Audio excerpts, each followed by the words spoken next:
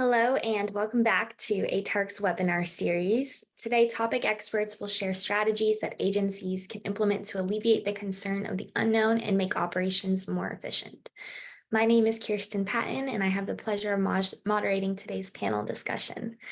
ATARC stands for the Advanced Technology Academic Research Center, and ATARC is an organization that facilitates collaboration between government, industry, and academia in order to accelerate technology modernization initiatives.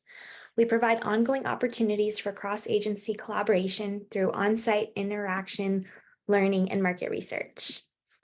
I would like to welcome all of our attendees today as they dial in, and a special thanks to Sherry Thompson, Michael Anthony, and the entire Flexera team for making today's event possible. This afternoon, we have a Q&A session where we're going to hear from each of our panelists and their perspectives on this topic. We're also going to have 3 poll questions that come up throughout the discussion today to ensure that you receive your CPE credits, so make sure that you respond to those. And with that, I'm going to start off with a quick round of introductions from each of our panelists so we can hear who we have online here today. And I see they've all come on camera, and if you haven't, please come on camera and come off mute. And let's start with John Zangardi, please. Could you please introduce yourself? Okay, we'll come back to you. Josh, let's hear from you first. If this works better, can you hear me, Kristen? Yes. Kristen, excuse me. Great. Well, welcome all, and thank you so much for joining. My name is Josh Frazier, and I'm with Flexera, so glad to have you here. I am Senior Vice President of Solution Engineering, Customer Success, and Support over here at Flexera, and it encompasses all of our technology intelligence products. So look forward to the discussion today. Thank you. Let's jump over to Keegan next. Hi, good afternoon, everybody. My name is Keegan Mills with the United States Marine Corps, specifically Marine Corps Systems Command. We are the acquisition command for the Marine Corps for everything except for aviation platforms. I'm the engineering and cyber technology lead. It's a fancy way of saying a technologist, technology and cyber advisor to the programs that procure things to equip our Marines. So cyber focus, cyber risk to mission performance, that's sort of my focus. So very much looking forward to the conversation today. Thank you. Thank you. And let's go to Elisa next. Hi, Elisa Fiola, pronouns she, they, and I support General Services Administration under the Technology Transformation Services. And we focus on digital transformation. So we're an office that have a lot of the government's shared services. And specifically, what I focus on is the 21st Century Integrated Digital Experience Act and focusing on the cybersecurity. So I'm a senior advisor within that area of domain. Great, thank you. And let's go to Jorge next. Hi, good afternoon, everyone. My name is Jorge Laurel, and I'm the Chief of the Endurance Security Framework, also known as ESF, and I'm sitting here at NSA's Cybersecurity Collaboration Center. Even though I'm housed here at NSA, ESF is actually jointly managed by both NSA and CISA. Our charter is signed by both directors, and we're specifically charged with addressing threats to the critical infrastructure within the communications, defense industrial base, and information technology sectors. Thank you. And Amy, let's hear from you. Wonderful. Thank you so much for having us. I'm Amy Hamilton. Right now, I'm detailed to the National Defense University College of Information and Cyberspace, and I actually work for the Department of Energy, who's put me on loan over there for 3 years, really demonstrating our commitment to workforce and cybersecurity and looking at this as a holistic interagency approach. One of the other things I have just the honor of doing in my free time is I am one of the government co-chairs for our ATARC Zero Trust working group. If you have any interest in that, please go ahead, sign up and join. We are always looking for new members. And right now we are on our second set of Zero Trust labs. What's really exciting about that is it's completely holistic, demonstrating how a Zero Trust architecture can work.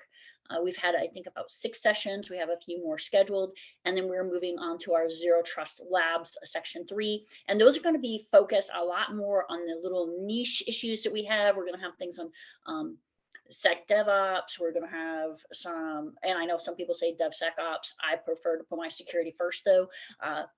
We're looking at AI, we're looking at potentially doing some operational technology. So really just want to make sure that we're focusing our labs on things that the government can find value of and partnering with our industry partners. Thank you, Amy. Appreciate you bringing that up. And let's go to Dr. Brian Herman next. Hey, good afternoon, and thank you for having me. I'm Brian Herman. I'm in the Defense Information Systems Agency. We do a lot of IT work for the Department of Defense, and my role specifically is the Program Executive Office or acquisition organization that's responsible for providing our cyber defenses and evolving those cyber defenses as we move towards things like Zero Trust that Amy talked about as well. Thanks. Thank you. And John, do we have you back yet? Not quite. All right, that's fine. We will circle back to you once you've got the audio all squared away. So diving right into our first round of questions, Keegan, I want to come back to you on this one to kick us off, and we'll hear a couple different perspectives on this question before we move on to the next. But Keegan, how have advancements in technology contributed to the escalation of cyber threats, both internally and externally, in today's interconnected digital era? Oh, excited to talk about this one. I think I want to start first by kind of an understanding of the fundamentals of what we're dealing with. And I wanted to first talk about the permanency of cyberspace terrain as being a fundamental issue that's part of this whole thing. So while our experience with networks and the user experience with networks has changed a lot over the years at the application layer, underneath of that hasn't really changed a lot. And the configurations and things that move information from point A to point B, they get configured, they get stood up, and they last for a very long time. That allows malicious cyber actors to do reconnaissance on that, build maps, build a pot of intelligence that doesn't change very often. So that permanency becomes an issue. Over the period of time that we're talking about, over the last 30 years or so, a lot of technical people have been developed. That knowledge, as a matter of society, is out there. So people become more and more informed on how these systems work very fundamentally. Now you start adding technology on top of that that enables exploiting vulnerabilities at a scale using software, using AI, and you start to see the problem, right? So all of this technology that makes our lives better and automates things can also be used for malicious purposes. And I think that is our fundamental challenge right now. And the things that we're trying to mitigate are that permanency of the cyberspace terrain, and introducing some technologies that are introducing entropy into our network so that they don't last for as long as forever. And that's my perspective on that. Yeah, thank you for kicking us off there. Elisa, go ahead. No, everything Keegan was saying, I was just hoping I could get some sympathy. So within technology transformation services, we have the product for the US web design system. So it is the top layer of government web applications. And it's mandated to be the design system for any government website. So it talk about keeping you up at night. Like, that's one of the things that keeps me up at night. And like the entropy is like, okay, if we make a change to a component, it doesn't affect one system, it affects all systems. So thinking through security from that lens, and like, okay, we might have to take more concerted effort to get it right the first time, not next time, and making sure it's, we're building on those well thought out and secure platforms underneath it. Yeah, thank you, Elisa. Amy, do you have anything additional you'd like to add here? Yeah, I first of all, I just want to say everything Keegan and Elisa said, like, spot on, right? But I think one of the difficulties and the challenges that we have in cybersecurity is we're fighting yesterday's wars, we're fighting yesterday's criminals, and we're not looking towards the true technological advances that are coming at a rate that we cannot keep up with. And I look to the fact that, I'm in academia right now. 2 years ago, my students could not have created papers using generative AI that could pass as human. Now they can, and it's like been less than 2 years. If you look at the future of technology, we're not really predicting well what's going to happen yet.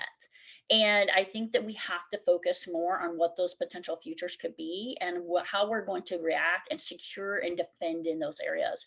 And so, for instance, I'm going to pick a tool that failed epically, but the Segway came out, right? But there was a need where somebody said, hey, what's going to happen? We're going to have a different means of transportation that's easier in cities. Nobody predicted these little motorized scooters, though, would just take over the entire district so quickly, right? They were incorporated everywhere. Multiple companies came out. And this is the kind of disruptive technology that even if we get it wrong, so right now we're all in this two-dimensional environment of Teams. I'm fascinated right now with holograms. There are universities in Britain right now who've completely embraced it, and their guest lecturers are coming in hologram. Now, imagine this is a head of a state.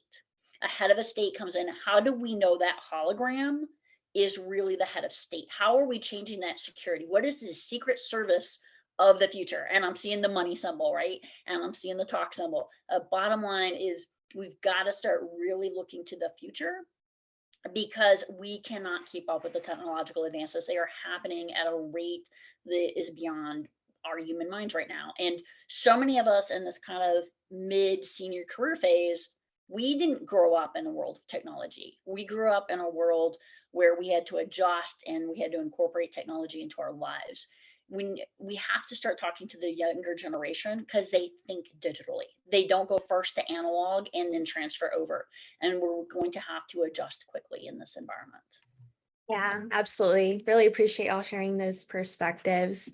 So I'm actually going to call for our first poll question here, and we can get that up on the screen for our audience to respond to. Here we go. Poll question number 1. How prepared do you feel your organization is in managing cyber risks in the current digital landscape? So please take a moment to respond to that.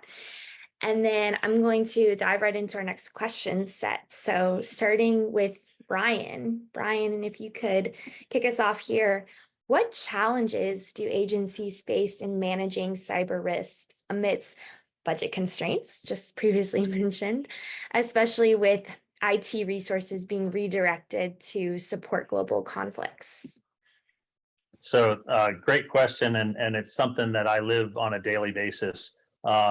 We're trying to ask the right questions about the state of the art, state of the practice as it relates to cyber defenses, the things that we have in place and where we need to evolve to, and then the defensive cyber operations that were kind of touched on in the past or in the last question. So we're trying to streamline capabilities that we have, and second, we're looking to making data available and adding the automation piece, because my observation is in the near future, in the high-end fight that we have headed our way, we cannot staff our way out of the problem of defensive cyber operations. So I guess on that thread, it's clear to me that at least for our own organization, that labor costs tend to dominate also the costs associated with doing defensive cyber operations or cybersecurity service provider functions in our agency. And so our target is to automate in the neighborhood of 80% of those functions, so that we can have probably a smaller staff or maybe even the same size staff, but actually have them, putting their brain power towards the high-end fight and those things that are not easily automatable. So every year, every day, we will add more automation, but we have to embrace that. The other part of it is looking at those capabilities that we've had in place that may have been great, best practice 10 years ago, and then saying, how would I do that differently today? And maybe even with a clean sheet of paper, if you really can. But the challenge is to make the transition from what we've had historically to where we need to go. And ultimately, that also becomes part of the conversation about zero trust, because at some point we're going to have less concern about defending the network and more concern about defending the high value targets of data and applications on the network. So that's the conversation that we're having on a daily basis. And yet at the same time, we live in a real world, so we can't completely ignore defending ourselves against the broader internet as they come at the Department of Defense. But we have to kind of adjust our mindset to get after that. Absolutely. Thank you for kicking us off there. Josh, do you have anything else you'd like to add based on what's been shared? Yeah, sure. And it kind of applies to the earlier question as well. But when we think about diverting funds and understanding how to thwart threats and whatnot, it all comes down to, from our perspective, what we focus on is the specifics about the hardware and software that's in your attack surface. So when we think about technology intelligence, what is scary is the number of organizations, large and small, that can't address the most fundamental questions that lead to exposures. So starting with, what do I have? What do I have as far as software and hardware, and where is it? Dispositioning what you have in terms of components, like, where am I exposed to known software vulnerabilities? Where am I exposed to known currency issuations? Things like end of life, obsolescence. It's kind of the less sexy side of the equation, but it's the one that can leave you significantly compromised, because the earlier point from Keegan, although the core infrastructure the applications are running on may not change from a configuration standpoint, software and hardware assets are not static, right? They're the way the vendors and the publishers and the OEMs are treating them, that ages and ultimately, gets exposed. So what do I have? Perspectives on what I have.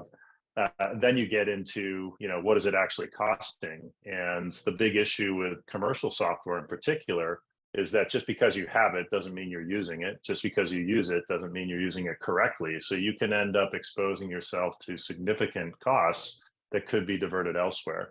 And then finally, perhaps the most important thing is, well, what's the point of what I have? How is it organized in the context of an application? And what is that application's purpose? If you can't answer those questions, then you can't effectively make decisions to reallocate funds. You can't effectively understand where you may be the most vulnerable as far as attack surface is concerned. And it kind of all starts with the basics of being able to understand the hardware and software assets that you have in your estate and what's going on with them. Thank you. Great points. So I see we have one audience question come through, and we have some time to answer it. So if any of our panelists would like to respond, I'm just going to read it off here. Jim Mason writes in, what are key offensive strategies for cybersecurity in the federal government now? Are there any expected changes in the future, or any current successes that the panelists want to touch on? So maybe just one success story or a particular strategy, if anyone wants to share before we move on to our next question. Jorge, I see you came off mute.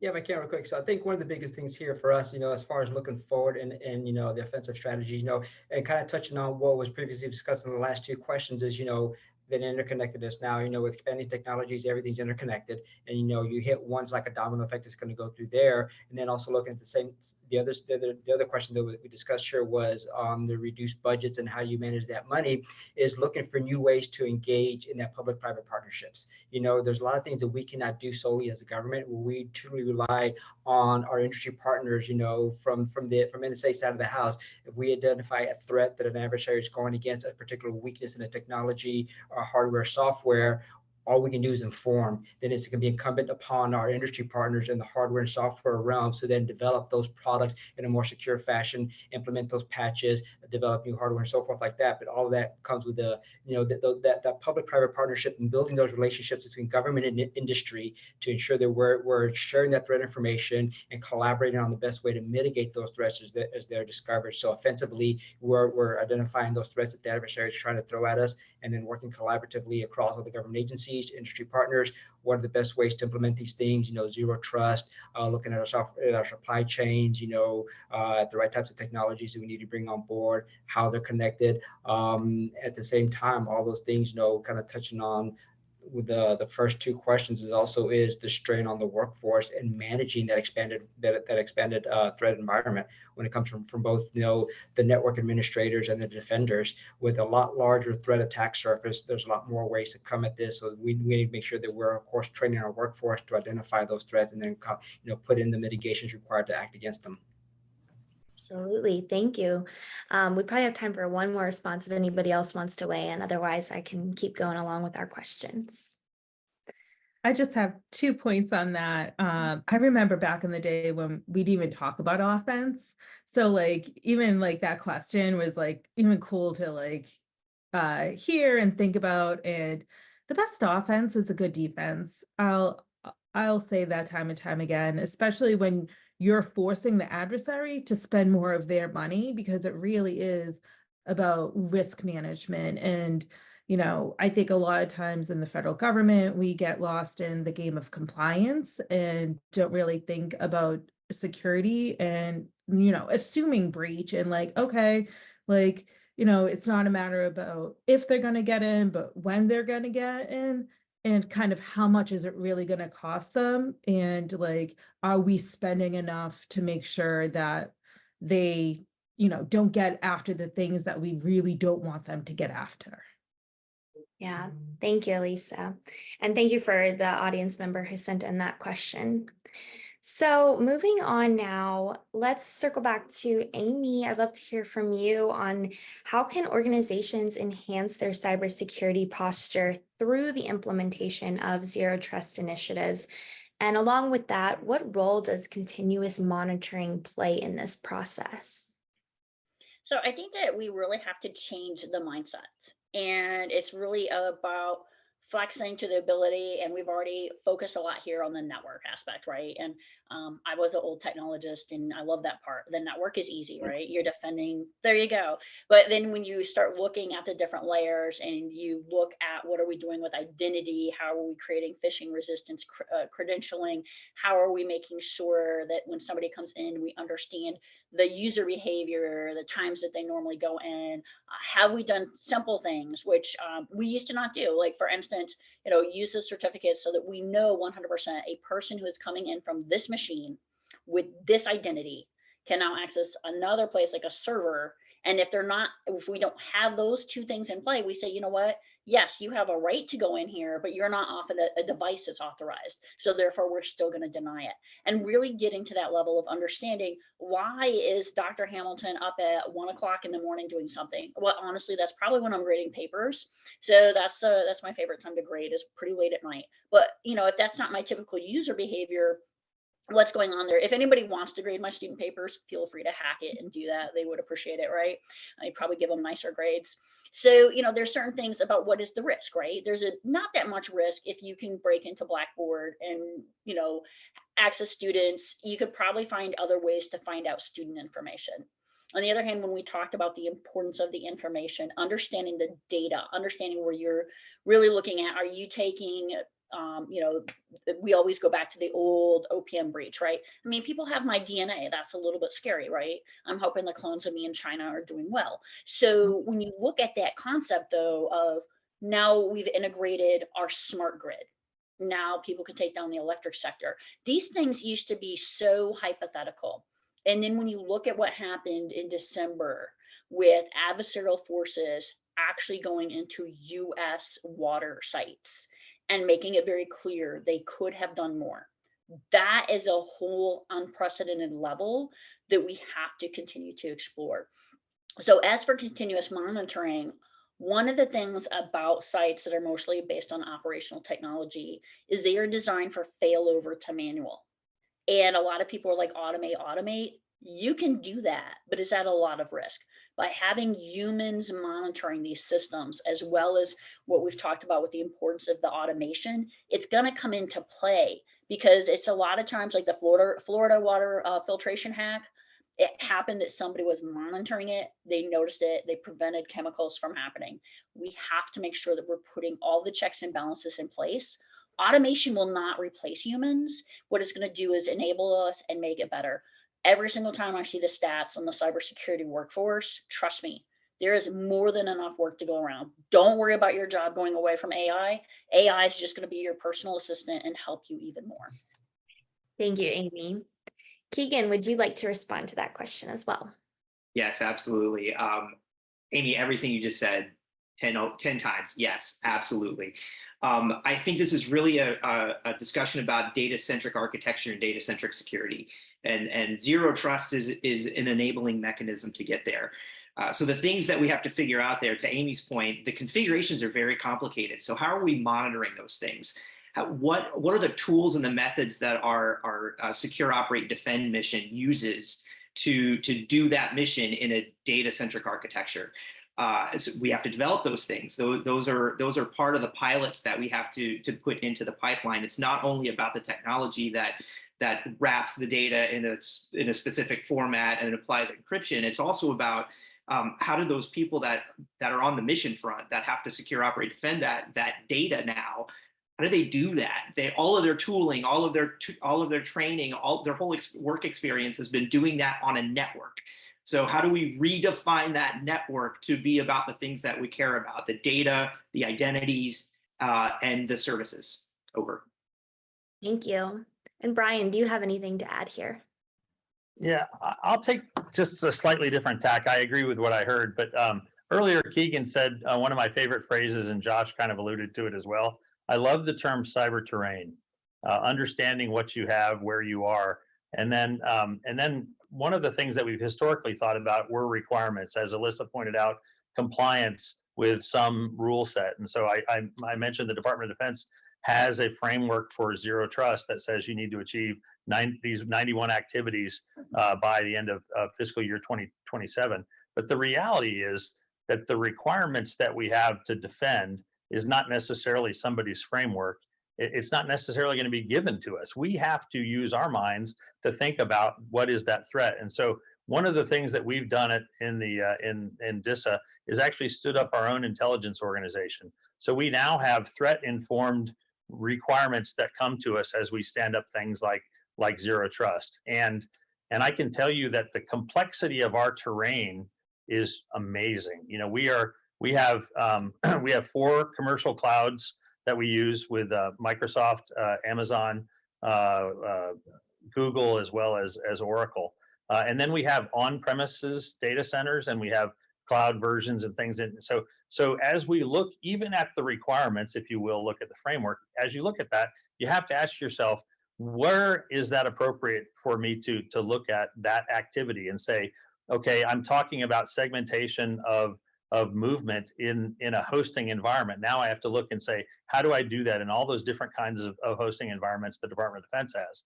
And then we have to look back and say, well, how do we provide, SD-WAN and segmentation functions to automate some of that stuff, maybe more on the user enclave side. So it's at least a 3D problem, not a 2-dimensional problem, like many people think it is. And so we believe that we are doing that by not necessarily just thinking about those things that are dictated to us, but recognizing that cyber expertise in our own workforce is going to help us define where we should be going.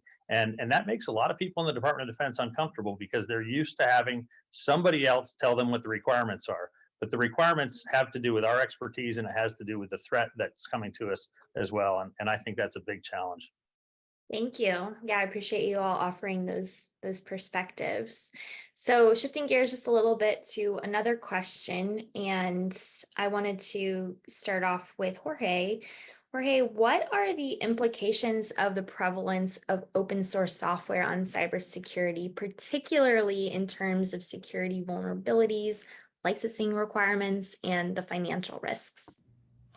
Yeah, so the biggest thing there is knowing where it came from. What is the provenance of that software? I mean, nowadays, I dare you to find a piece of software that was written strictly from beginning to zero by one organization that incorporate different pieces of open source software to be able to iterate and develop that process, that software faster. But the biggest thing is, where did it come from? Knowing what you have within your different software packages. And I know there's been a lot here lately within a lot of work within the government industry on software bill of material and SBOMs and generating of those S-bombs and pushing them out with the software so that you know what's there. So when you have an issue of a new vulnerability is discovered and you need to start going through your software packages, does my software have this particular package that needs to be patched or needs to be looked at, whatever. So that's the biggest thing there, is being able to identify where that open source software came from, who's been managing it, who's been updating it, is it vulnerable, is it within your organization, where within your organization is that. So once again, it's just the overall tracking of everything in there, and trying to figure out what's there. And of course, we know the impacts, if it's they're not identified and mitigated, is you have vulnerability within your environment that you are unaware of. I know there's been a lot of things here over the last several years of vulnerable software that companies didn't know that they had within their systems because they didn't have a good patch management, or just knowing what you have. Once again, as we talked about earlier, their terrain, they don't know what hardware and software they have, what versions of software they have within their systems and so forth. So it's very difficult to go out right now, and if you haven't done it from the very beginning, but what do I have right now? Where is it, and what versions do I have? Track that. And then constantly keep on the constant flow of information of brand new patches coming out every Tuesday or every other day. Those vulnerabilities are discovered. The stuff that's coming out there. Just keeping track of it. Kind of go back to information overflow. I know fighter jets in the military started progressing into more automated cockpits, and they were talking about all this information that the pilot had to have coming at them as they're trying to engage with an enemy and doing other things. Imagine somebody sitting in a SOC and all the information coming at them from a SIEM, as we talked about earlier, the continuous monitoring and all that information coming at them, information overflow. Unless you have a good way to take that information in, manage it, know what you have and where it's at, you're just going to get inundated and not be able to play catch up. Yeah, absolutely. Thank you. And Josh, the floor is all yours. Yeah, just building on what Jorge was saying, spot on. And I mean, it's in addition to the what do I have, it's understanding, the composition of that software and then the bill of materials, and that's getting increasingly more complex. But there's another aspect to this that really helps with the overall situational awareness, which is once you've identified a problem, think back to Move IT or Log4j or some of the things that happened in the last couple of years. Then what becomes critically important is, okay, how fast can you identify where all these things are? So it's one thing knowing that you may have Log4j running, right? But it's time is of the essence, because as we all know, attackers only have to be right once. You have to be right all the time, and the speed in which you can start triaging or remediating issues that are identified becomes critically important. So again, it all gets back to that strong foundation of technology intelligence around hardware and software, and anticipating where you might be exposed because of how things are aging, because of known vulnerabilities, so on and so forth. And then one last point on vulnerabilities, and this was mentioned somewhat before, but there's a huge signal to noise ratio when it comes to software vulnerabilities. I mean, the list is seemingly endless, and it's changing almost by the hour. So part of that challenge is, how do you really cut through all that noise and figure out what really is critical and where those critical vulnerabilities are in terms of your overall estate, what they're tied to as far as applications, and then only then can you prioritize the necessary remediation that you need to take. Thank you, Josh. Is there anyone else who'd like to sneak in a comment before I call for our second poll question? Okay, then I will call for our second poll question, please. Up on the screen, how would you rate your organization's current policies for managing open source software usage and associated security vulnerabilities? So please respond to that if you'd like to receive your CPE credit. And next, I would like to hear from Elisa first on how can organizations effectively manage their digital supply chains to mitigate the risks posed by hackers exploiting obsolete or unidentified technology assets? Oh, yeah, great question. And I mean, we're saying it, it's like, it's knowing what you have and realizing that, like, knowing what you have, where you have it, where it's going, where it's coming from, and just being able to continuously monitor and keep up with it. And once you're actually doing that, you might realize you have too much stuff, because the life cycle that it takes and the level of effort to actually not just do things, but do things right and appropriate, it is a tremendous and important work to be done. And it takes nonlinear thinking and thinking kind of outside the box sometimes, because what we've been doing has been good, but it hasn't really been that great, because we haven't really been in this like software heavy environment. Like I'm getting some like FOMO from y'all talking about networks and OT. Like I previously worked for DoD, but now I'm like solely in the digital application development space, and it is a whole different world. There's we're dealing with software applications that have 3,000 dependencies, not even talking about transitive dependencies. So to think about knowing the provenance of each one and then having to do the comparative analysis of like, what is the risk of this? You know, this package comes from this entity. I know this entity is bad because they have this social media application. If they produce a open source build pack, are they bad because of that? It's open source. Can I use it? Oh, but this other observability software uses it. So does that mean I can't use that observability software? It gets really, really hard. And I've noticed people have a hard time doing the hard things. So we have to make it easy and the space to be able to like realize, okay, to do this one thing, it's really hard. To have to do that one thing that's really hard thousands of times, that might not be feasible. Thank you, Elisa. Jorge, did you want to weigh in on this question as well?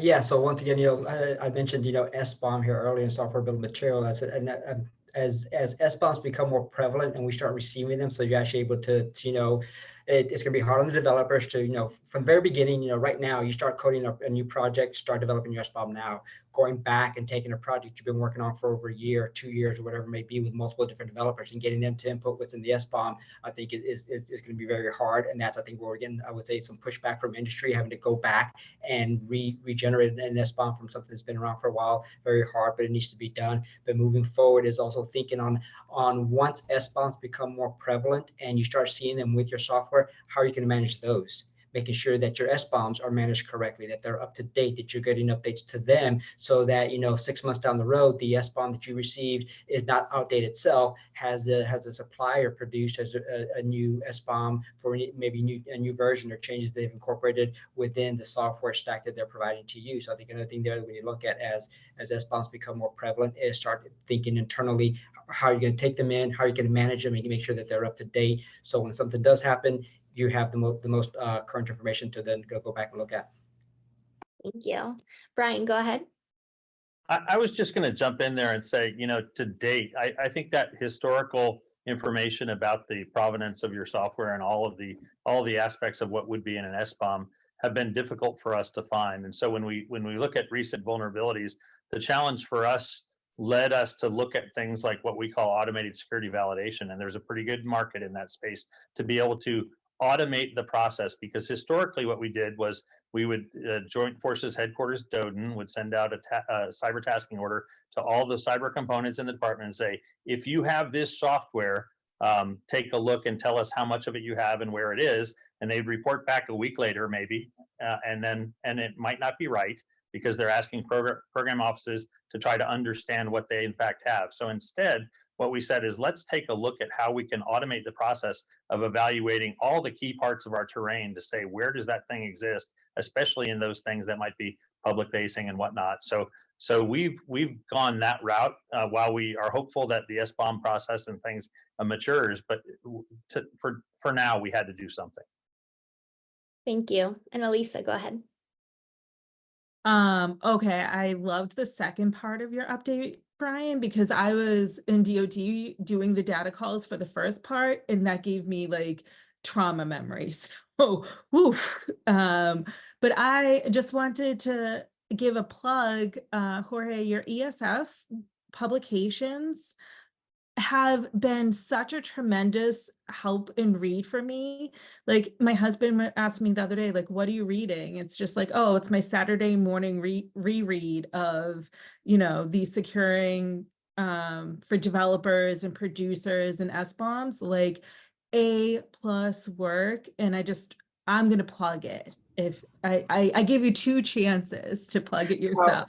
I've thought about it, but I said, no, I want to stay neutral here. But, I will say we have gotten some great feedback from industry because ESF approached SBOM from, okay, so ESF is not a policy or standards producing body. We look at the threats to the technology, and we know there's already a lot of government agencies and industry partners working on the format of an SBOM, what goes in an SBOM, and how do you develop it. For us, we took it from the aspect of once you receive it, what do you do with it? Which is why our SBOM consumption guide was how do you take it after you've received it, keep it up to date, how do you manage it, how do you use it from the user perspective. So thanks a lot for that feedback. Yeah. What I'm interested in theorizing about next is the document for developers, that whole everything you have to do in Appendix D, and thinking about like, okay, what is the cost of that in reality? Because that's a big, each organization is taking that on, and it's not an easy feat, but it's absolutely 100% necessary if or when you're going to be producing software. Yeah, we actually worked very closely with NIST and their Secure Software Development Framework, SSDF. They actually took some of our early on work as we were developing the developer's guide for our software series, and they incorporated that into SSDF. And so we know that NIST is already stepping out and doing some great stuff in that particular space. We don't want to duplicate efforts, so we are working with them on some things, but they have more of the manpower and cycles to take that and build it and keep it going forward. Unfortunately, ESF does not. So, but we are working with them very closely to ensure that we're feeding them some information as they further define some of those things. Thank you for highlighting that. So we probably have time for 1 or 2 more questions before we end with takeaways. And Keegan, I want to start with you on this next one, which is, in what ways can organizations foster adaptability and flexibility in their approach to addressing evolving cyber threats in the digital age, while also ensuring alignment with their mission objectives? Excellent. I'll start with entropy as your friend. We really have to focus on software-defined capability to take away the permanency of some of the things that we deploy out there. The adversary is really good at recon and understanding what the terrain looks like, and then developing exploits for that specificity. The more we can change that, the better we're going to be. So being able to do that means that we have to develop a trusted way to deploy software. So all of the things that we just talked about in the supply chain discussion applies here as well. So we've got to figure this out, because that is an enabler to getting to this software-defined ecosystem that we're going to be able to deploy at scale. Now you combine that with things that are coming online with AI, and then you start thinking about, well, maybe I can have AI define the thing. That way it doesn't exist beforehand, so it can't be stolen out of some locker somewhere that we put this configuration in. It actually gets developed on the fly at the moment of need. So those are the kind of things that I'm thinking about from an operational perspective. How are we going to build a truly resilient information environment that is going to enable dominance and actually really be an effective deterrent as well? Over. Thank you. Amy, where does your mind go when you hear this question? So I'll admit, I was reading the chat question, and I really want to address this issue from Troy, because I love this concept, and it really has to be that we move away from legacy mindset. I'm fighting people who feel like we must be in a building every day, right? And I'm like, hello, we are not on typewriters anymore. We have moved on. I had a brand new graduate student start working for me during COVID. And I was explaining how the concept of email came from inter-office mail, and the concept of the little envelopes that we used to get, that you would have the little 2 red dots and it would go around and people would sign it. She had no concept of what I was talking about, right? Like literally no concept. We all ended up watching the Michael J. Fox movie, Secret of My Success.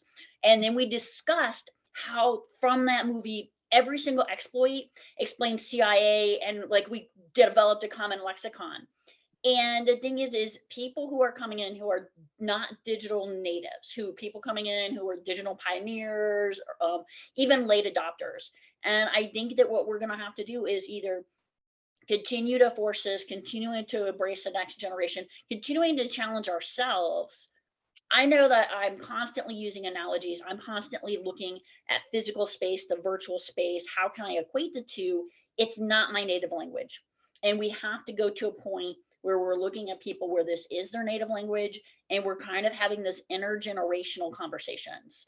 And having that kind of neurodiversity is what we need to bring to the table. Because what I can tell you is a lot of times I'm like, there's got to be a thing out there, there's got to be a solution.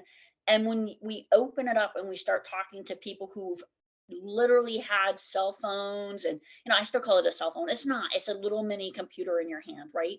And you give this to a toddler. The toddler's brainwaves actually change. Their neural pathways develop different than they did for those of us who were feral and rode bikes around the countryside. So we have to start recognizing the new challenges that we're having. That for people like me, this was science fiction. The concept of a neural link implant in your head that you can use your mind to move a mouse, that's science fiction, and that's reality now. We have to change the way that we're thinking, and us older people need to be much more open to the next generation and opening up these concepts, because technology is going to keep changing. We have to change with it. Yeah. Well, thank you. And thank you for tying in the audience question to your response as well. Josh, what about you? Would you like to weigh in on this here? I don't know if I can top Amy. That's pretty good. And she had me going at the feral kids. Yeah, I think she summed it up great. I mean, look, there's things that are going on today that we never dreamed of, and that's not going to stop. So the best we can do is the things that we've talked about on this call today. So thank you for your comments, Amy. Yeah, absolutely. Okay, I'm going to call for our third poll question. It'll be up here on the screen. And to Amy's point, if there's any questions in the Q&A chat that you want to address, they're a little bit lengthy, but if we have a little bit of time, if there's any particular one that stands out to you. But back to my poll question for the audience. In your opinion, how critical is it for organizations to have a clear understanding of their digital inventory and continuous risk monitoring? So please respond to that, and also hang around to the end because we're going to have a fourth poll question for you to receive your CPA credit. So panelists, is there anything in the Q&A chat that sticks out that you want to address? I'll give you a minute. Yes, Dr. Herman, go ahead. Yeah, I'll just jump in on Jim's question about kind of the fact that so much of the AI that we're looking at is really open source based. I don't disagree with that, but what I've found is our approach to that is to recognize that exists in terms of algorithms and whatnot. But what we really get great benefit from is actually leveraging our own specific DoD data with that together, and then we essentially are creating something from that original kind of commercial AI model, but based on our specific data. And so I think we can kind of minimize that risk in that respect, rather than trying to use straight out of the box all commercial things. But we also recognize that the challenge is, we can't do everything inside of the DoD's environment. So we have some linkage there as well. It's a good challenge for us, but it relates to the same things that we talked about software provenance and the risks of open source, and frankly, the benefits of open source as well. Yeah, absolutely. Thank you. And Elisa, I see your hand go up. Yeah, and kind of to wrap together a few things, like Amy, plus 1,000, everything you're saying. Like, I'm going to send you an email. I want to get coffee with you. You have no idea. But one of the things definitely touching on is like the reality of human in the situation and believing what's true. So what Troy had said about like, oh, but we have all this cloud technology, and then what Karen's saying about the AI, it's like we have so much of this, but human at some point needs to do some reviewing. that's what's essentially critical, because otherwise we're going to get really tainted stuff. Yeah, thank you. Thank you. All right. Anyone else before we begin our round of key takeaways from the discussion? Yeah, I think one other quick thing, Kirsten, that hasn't really been talked about head on, but when we talk about thwarting threats and operational readiness and all that, ultimately, like everything else, things come down to money.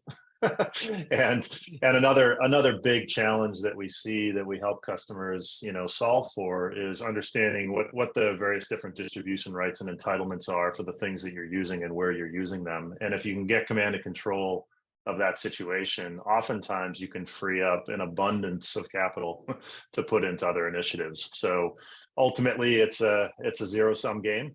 Dollars spent on one thing aren't going to be spent on another. So anything you can do to kind of tip the scales there, leveraging software and hardware, we've seen to be hugely beneficial. Thank you, Josh. All right, now we're just going to go around. You each have about a minute and a half to share your one biggest key takeaway from this discussion that you really want to leave our audience here with today. So let's kick off with Keegan, please. Keegan, apologies. No worries. Thank you. First of all, thank you so much for having this. I think these forums are critical for the community at large to understand what these cyber risks are. In my world, it's cyber risk to mission. And the systems that I'm trying to deliver have to be not only survivable, but they have to be dominant in that cyberspace to achieve both the deterrent mission and also the win the fight.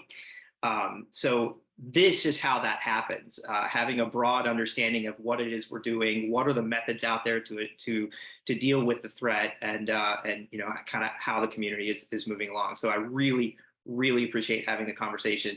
The things I do want to harp on are about that data centricity. The new think or the modern think is things we care about are the information, the identities, and the services. And the more that we can figure out how to do the secure, operate, defend mission of those things, that's going to enable us to be dominant in a cyber fight, or maybe even deter that cyber fight from happening because we are so dominant.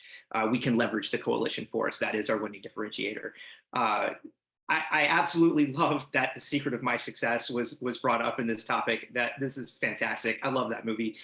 So I'm a child of the '80s, so that's one of the hits. So very good one there. And thank you to all the panelists. I think this was a great discussion, and I look forward to interacting with you in the future. Over. Absolutely. Thank you so much. And Jorge, let's hear from you next. Hey, two things for me. First of all, just keep it simple. We don't have to get super technical. Know what you have, know where it's at. And something bad happens, you know where to go, you know where to find it. So keep it simple. Just, once again, also touching on what Amy said earlier when it comes to zero trust, it's a mindset, not a piece of software or hardware. You start with that zero trust mindset and move forward from there. Keep it simple. And then the second one too is the most critical resource that we're all fighting for is the human workforce. Whether you're in government or industry, we're all vying for that critical asset. And we all know there's a shortage of it. So once again, don't forget about the human in the loop. Constantly people are saying that, the human is your weakest link in your cybersecurity chain. They're more of a, not necessarily the weakest link, but the primary target. They're the ones that are going to get inundated with phishing emails and everything else, whatever. So once again, educating that workforce as best as you can. And then once again, if you don't have the right workforce to then configure and manage all the devices that are monitoring your networks for intrusions or everything else, then it goes south from there very quickly. So keep it simple and then concentrate on that workforce. You got to have that skilled workforce to then manage everything they're putting out there and throwing against them. Thank you. And Dr. Herman, let's hear from you next. I think there's a bunch of things in here, but no one is going to hand you static requirements for cybersecurity. We have to think our defenses through, and then to Jorge's point, we have to keep learning. We have to have good, smart people, keep learning, study the adversary, and know what those threats are. And I guarantee you will fail if you don't understand your terrain. And then finally, embrace change, because the best defenses that we have today will be outdated and ineffective tomorrow. So we have to recognize that this is not going to stay the same for long. Absolutely. Well said. Josh, what is your key takeaway from today? Yeah, and first off, I mean, thank you to the group. This has been very enjoyable and great insights. Just the bottom line, I'd say, technology intelligence around hardware and software directly relates to readiness around situational awareness. Those things are directly linked. And I would invite anyone that's interested in strategies and different programs or just want to have a conversation on it, please reach out to us. This is what we focus on every day and built the company around. So thanks for having me and have a good day, everyone. Thank you so much. Amy, we will hear from you next, please. Perfect. I just want to say that the points about workforce, absolutely important. If you haven't had a chance in some late night reading when you can't sleep, go ahead and read the National Cybersecurity Workforce and Education Strategy. The thing that's really changed in cyber, and we had a discussion about this the other day about should there be a cyber force, like there's a Space Force now, like there's Air Force. And my point about it was, I don't have a plane. I'd like a plane if anybody wants to donate one, but I don't have one, right? Every person in America is projected to have a cell phone. It's really crazy. I forget now, it's like 30 devices now per person is the current rate when you look at the IoT devices out there. So it's not the same level, and we have to consider our citizenry. So we've had a lot of discussion in this, which I think is super important, about how we're looking at it from industrial military complex and from the government perspective. But a huge unique thing about cyberspace is this is in people's living rooms, this is in people's kitchens, this is in every room in the house. This is your kids going to school. This is completely inundated into our lives now. It is a very, very different way of thinking about things than when we were able to take things like the Air Force and say, we can cordon this off. I don't have a tank in my living room. I do have many, many devices. And so we have to continuously challenge our way of thinking, because a lot of the things that we have taken for granted has shifted. And what I will say is the first time I ever used an IR device and I was like integrated into the environment, it really made me realize like this has changed, and we're using them for all kinds of things, like right now in training, when it comes to the military, when it comes to the government. But how is this changing things for civilians as well? And how is this changing our young people as they were growing up and their complete perception of reality? And so we have to look at this very holistically as a whole of society, not just in the government and certainly not just the military. Incredible. Yeah, absolutely. Thank you. And Elisa, we will end with you. Awesome. Yeah, that all resonates with me. We're having a workforce. We probably everyone here on this call, we work to live. We live to work, right? Which one is it? Because I know for the next generation, they're not living to work. Like they're like, hey, I have a job. This job provides me means to have a life outside of work. That is going to shape our future workforce. We need to shape around them, not expect them to be shaped around us. And they're more aware of their neurodiversity. And so one size does not fit all. And we expected that one size fit all to have that butt sit in that seat. That's not going to fly in the future. So we need to really expand. And it is a matter of like, data protection and data security when you think about it that way, because we need these people to do this work. We're not going to automate people out of these jobs because it is going to take people doing the work. And I think that's what's really most important. Love it. Thank you so much. Every one of you offered such unique perspectives. I feel inspired. So I really appreciate y'all being here today. And I believe we have a final poll question that should be up on the screen here shortly. Yay, it worked. We're having some issues behind the scenes. There you go. Would you like to receive your CPE credit for this event? And just let us know and we'll send it to you. So with that all being said, I'd love to thank our partners at Flexera again for making today possible, you all online for joining us, the folks at home, and we hope to see you at our next event, which might be posted up here on the screen shortly, but I can guarantee if you like this content, you'll like our next webinar series. So just go to ATARC's homepage, register for the event there like you did today, And we'll see you at the next one. Hope everyone has a great rest of their week. Thanks, Bye. everybody. Thank you all. Have a good day.